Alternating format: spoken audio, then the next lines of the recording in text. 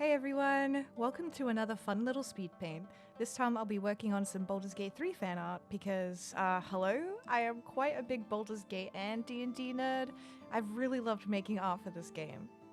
For those who are new here, hi! I'm Reeb. I'm a queer nerdy illustrator who loves all things fantasy. In this video, I am going to be walking through my art process, thoughts behind my creative choices, and yapping a lot about this game. So, let's dive into it. Quick PSA actually, there will be spoilers for Baldur's Gate 3 in this. Nothing too specific, but if you haven't played the game and you want to, I might suggest giving this video a skip, just in case. Alright, thank you! Starting with the bastard man himself, Astarion. When I started drawing him, I had a specific vision I wanted to go for, something with a bit more drama and flair, but I was having a hell of a time getting the poses right. I decided to go for a bust portrait instead, and it ended up being the right call since I made the rest of the gang busts as well. Another challenge in this fan art series was getting character details and in particular facial features just right. I used clips of the in-game models to block in details, nose shapes, eyebrows, hairstyle, and refined from there. Speaking of his hair, my god, surprisingly difficult to get just right. Shout out to the fellow Astarion cosplayers out here. Anyone who can tackle that man's wig styling is a goddamn legend in my books. Ever since picking up the game when it came out in early access ages ago, Astarion has been a favourite of mine. I love a smug, pathetic bastard of a man, but also watching his story develop from then to what it is now was wild, and part of the reason I love him even more, even though he can be a bit horrible. I did have to give him this, his cute little blouse, gotta splatter him in a little blood. It's what he would want. In the end, this one didn't include any hidden deeper meanings, just a pretty boy doing his thing.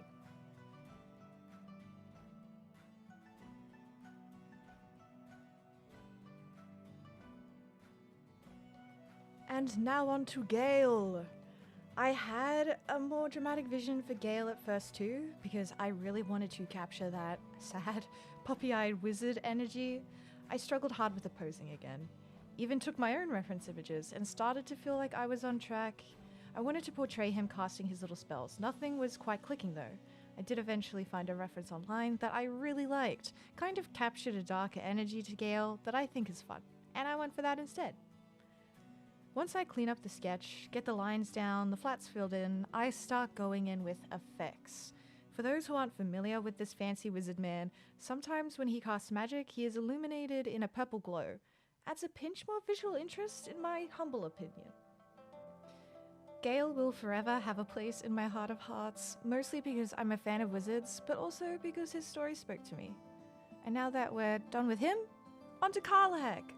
Or rather, what little footage we have of her process. God forgive me, I lost the speed paint footage of Karlach's art, which is a shame because this is one of the few pieces I pretty much shot through start to finish.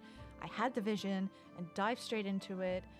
In place of the speed paint, I humbly offer these work in progress shots.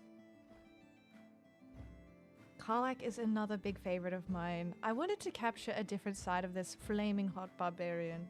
A more sensitive side. She has such heart. Her story pulls on my heartstrings too. Someone who's written off as something of a monster, but really has so much love to give. Can I say one thing on Karlach that ties into Lae'zel's next too, but my god, the armour. The details was such a struggle. The leather straps, the buckles, the studs, it took me hours. It was worth the pain, sure. Ah, yes. Speaking of pain, we're up to Lae'zel now. Whew. This one probably took me the longest, but only due to the design of her armour. So many different levels of plate, so many leather straps, God help me. Lae'zel is not a favourite of mine, but in my mind is one of the most interesting characters of the main cast, if that makes sense. Not gonna lie, I took her at face value when first meeting her in the game. Kinda rolled my eyes and went, great, she's mean, got it. Though later, being shown her upbringing, what her world and life had been like. Oof. I get it, girly. I get you now. There's a lot more to her than meets the eye. I do need to do another playthrough of Baldur's Gate 3, I think, because I don't believe I ever actually wrapped up her personal story quest.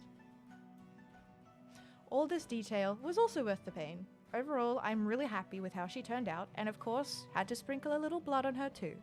There was no deep or hidden meaning in this piece fan art, simply lay zealous she appears to be, a fearsome fighter.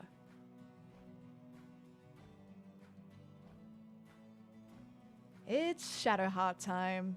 God's, if not everyone's, favorite princess. Anyway, I had a very specific vibe and vision going into this art, influenced very much by traditional religious artwork of a weeping Mother Mary. Shadowheart's character revolves around much religious sacrifice, so in this case, the reference felt particularly poignant. It took a few attempts to clean up the sketch into a line art that I felt satisfied with. Line art is probably the part of my process I struggle with the most, only because it requires greater control and focus, and I just don't have that. It's why I like getting loosey-goosey with more sketchy art. However, once we get to coloring in, smooth sailing from there. Starting the coloring process always feels like falling back into rhythm. No think, simply fill. Once all the flats are laid out, I can start to think again. I can tweak anything that doesn't feel right from there.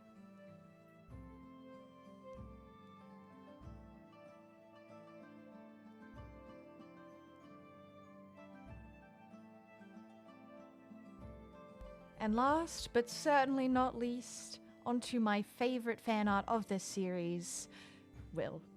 I wish we had more about Will. I wish we had more content about his story and arc. He's one of my favorites as well. He's one of the most interesting to me. I have tried to tie in as much as I can of his character into this, the literal heart of him. I'll start this off with my process for drawing him because I did at first struggle.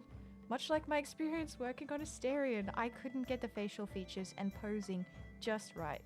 This direct face-on angle also wasn't working for me. I kept tweaking from there. I wanted his expression to be perfect. It is the Blade of Frontiers we're drawing here after all. Now onto the deeper meanings of this Will piece, because I love to yap about this part. Yes, those are the hands of his warlock patron Mizora. One of her hands covers his heart, to symbolize her claiming of his soul in his warlock pact. Her other hand guides his with the sword, while his blade covers his one good eye. These both to signify the bloody path that Mizora has put him on, but also to show how Will's quest for justice and righteousness has, at times, blinded him.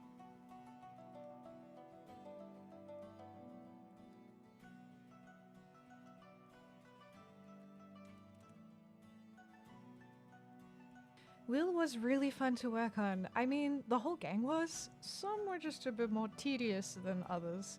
All in all though, I am really happy with how this project turned out. It is incredibly satisfying seeing all the art lined up together, and honestly, this project pushed me out of my comfort zone a bit, which is always a fun challenge. In any case, thank you all so much for tuning into this video. I'd love to know what you all think, like, who's your favorite Baldur's Gate 3 character? Who from the game would you like me to draw next? Finally, a big shout out to my Patreon supporters. You're all lovely and you help me keep doing what I love to do. It means the world, gang. If you'd like to take a look at my Patreon, I'll be sharing a link below. Otherwise, you can find more of my work on socials, which is also going to be below. Thanks again for tuning in, everyone. I hope you all have a great day. Bye-bye!